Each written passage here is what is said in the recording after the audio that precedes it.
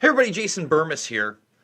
And Assange has his extradition hearings coming up. Action for Assange. Some of the members have now arrived down in D.C. to cover that, as really we're having almost a complete media blackout about the situation. And when it is talked about, it is talked about in a manner that he is getting what he deserves. He needs to be brought over here. He is an asset of Russia. And the propaganda continues against a man, in my opinion, that was treated very, very differently from an actual whistleblower. You see, Assange isn't really a whistleblower. He's a publisher. He takes information from other whistleblowers and then brings it to the populace, and that's what the organization WikiLeaks does, and why it is so important. Is it perfect? No, it is not. And neither is Snowden, by the way. And we're going to look at some of the stark differences in what the media is focusing on in regards to Snowden, right? Trump, very savvy a week or so ago, saying he's going to be looking at the situation, right? But also remember, he ran on, love the WikiLeaks. Have you seen the WikiLeaks? Gotta love those WikiLeaks. Have you checked out the WikiLeaks? And then completely turned on Assange. It was his Department of Justice that wrote up these illegal and ridiculous indictments that caused him to be drug out of the Ecuadorian embassy, which he was already basically a prisoner of anyway.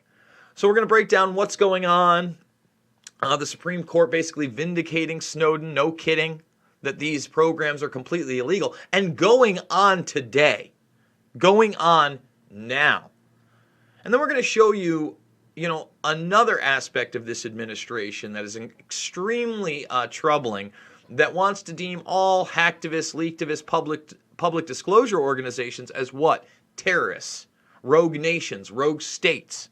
So thumbs the video up, subscribe, and share. Remember, guys, we are fully demonetized on this platform. $5, $10, $15 means the world to me. Big donors need you now more than ever. We're trying to get out of this cesspit of New York, and we're going to have a big update on New York and COVID-19 84, because the madness, of course, continues here. You can check out my very harmful content, if you will, over on Rockfin, and that's where we'll be if we do get kicked off of this platform. Almost 57,000 strong. We hit 57,000, guys. I think we're going to do a celebration 57K AMA. But for now, you can also go over here, sign up for a free account. If you do support me, it's like a Netflix for creators, so you get so many others. Make sure you thumb the video up, subscribing, sharing, ringing that bell. And remember, in the documentaries playlist section right here, you just come to my channel. That's where you can watch Loose Change, Final Cut, Fabled Enemies, Invisible Empire, A New World Order Defined, and Shade the Motion Picture for free. Let's get into it. Peter Oborn nailing it. All right, Amnesty International even talking about Assange right now, because most people don't even realize that a hearing is happening. An illegal one at that. An illegal one at that. You get it? And this is it. If we allow this, forget about the censorship you've seen online with doctors during this madness, okay? During this madness, it's going to be even more over the top. You see what's happening in Australia? Remember all you people out there that thought it was fake, that woman got arrested for incitement on a Facebook post? There's an even more graphic video of somebody else today. Forget about being a journalist or a whistleblower as to what's been going on for all of this time, right? Forget about that. How about saying that you want to go to a protest, an anti-lockdown protest? Remember, selective protests will be allowed as they serve an agenda. Protests for freedom now in the Western world are not only frowned upon, they're having illegal force put against them by the mechanisms of bureaucratic predator class power. This is globalization, okay? And this is not just a key test for UK and US justice.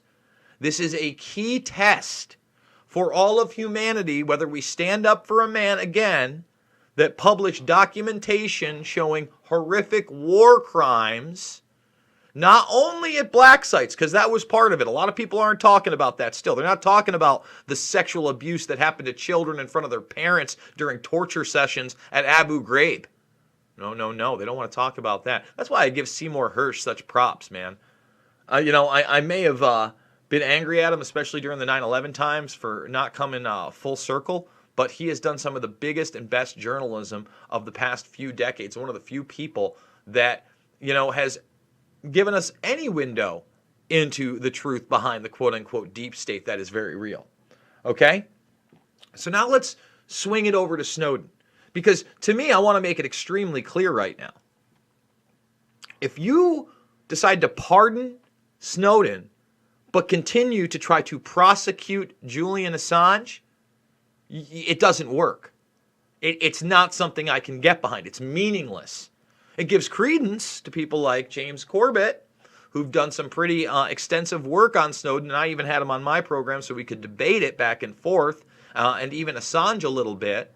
Whether or not it is not Edward Snowden, it is Edward Snow job. After all, we didn't get all of the documentation, and many of those aspects of things like Vault 7, etc., we still don't really know about, right? There are nuggets in there. When Snowden talks about looking at documentation and then looking at the unclassified version and how they're two completely different documents, you wonder how long that practice has been in effect. Okay? So, again, Vindication for Snowden, U.S. court, mass surveillance program exposed by Snowden was completely, was illegal. Of course it was illegal. 7 years after the former national security contractor Edward Snowden blew the whistle on a mass surveillance of Americans' telephone records, an appeals court has found the program was unlawful and that the U.S. intelligence leaders who publicly defended it were not telling the truth. This is a U.S. Court of Appeals in the Ninth Circuit. Said the warrantless telephone dragnet that secretly collected millions of Americans' telephone records violated the Foreign Intelligence Surveillance Act and have been unconstitutional. Now, I want to focus on one program, okay? One program that in particular he put out there because it so goes into like the Norris Insight systems that were going on prior to this, right? Amdocs, Converse, the surveillance of all these different telecommunication companies, right? Mark Hepting versus AT&T. So there's a program called Mainway, all right? And now this is the most extensive, I want to repeat that, the most extensive article on Mainway, and it's part of this book called Dark Mirror, that this was not just the collection of phone records and data. This was building live profiles on people. Okay? And again, if you were paying attention, even back in the day, we knew about this. This is a 2013. You can actually get mentions of it. A little whispers of it beforehand. 2013, they started talking about the architecture. But they didn't get into what was really happening. Even then, when they were trying to bring you this stuff and explain it, they were still doing cover-up jobs for the NSA and these people. And now all this stuff is behind a paywall. I was lucky to find a archived version of it. This is why it's not about right or left. It's about right and wrong. Whether it's the Bush administration or the Barack Obama administration or even now this administration.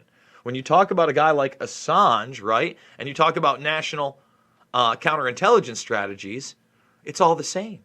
It's all the same lies, right? It's all the same lies. Which number is it? I know it's here. I think it's page 8. No, we passed it. But I want to show people this because it's so important. Leaktivist. Yes, correct. There it is right there. It's right behind me. So let's just read this one sentence. Other state adversaries such as Cuba, Iran, and North Korea, non-state actors such as the Lebanese Hezbollah, ISIS, and Al-Qaeda, as well as transnational criminal organizations and ideologically motivated entities. And then they give examples of ideologically motivated entities such as hacktivists, leaktivists. In other words, how dare you hack into any system that would expose us? How dare you leak any documentation to expose the power structure and our lies and our propaganda that we're fully not accountable for. And now and public disclosure organizations also pose significant threats. A public disclosure organization. That means you put something out that's legitimate, that exposes a crime, and you become the criminal. And you become the criminal.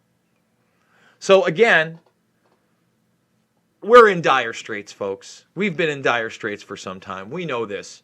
But this will be the end if we allow this to happen to Julian Assange. It's why before COVID-1984 hit the United States, that's what I tried to talk to Alex Jones about right before CPAC in that Washington, D.C. hotel, if you haven't seen that video. It's because Assange is the issue. Our free speech is the issue. Our ability to protest and peacefully assemble is the issue. Our ability to quickly prosecute the war criminals that are suppressing, oppressing, and convicting our speech is also our duty. We have to figure a way to do that because it's not just people within the United States. These tentacles reach much farther. So folks, please support me this month. $5, $10, $15, it means the world to me. Big donors, I need you now more than ever. Moving across the country, not cheap. Just wrote a large check and sent that out because we're moving to Iowa. And believe me, no place is perfect, but New York right now is probably the last place you want to be in the country.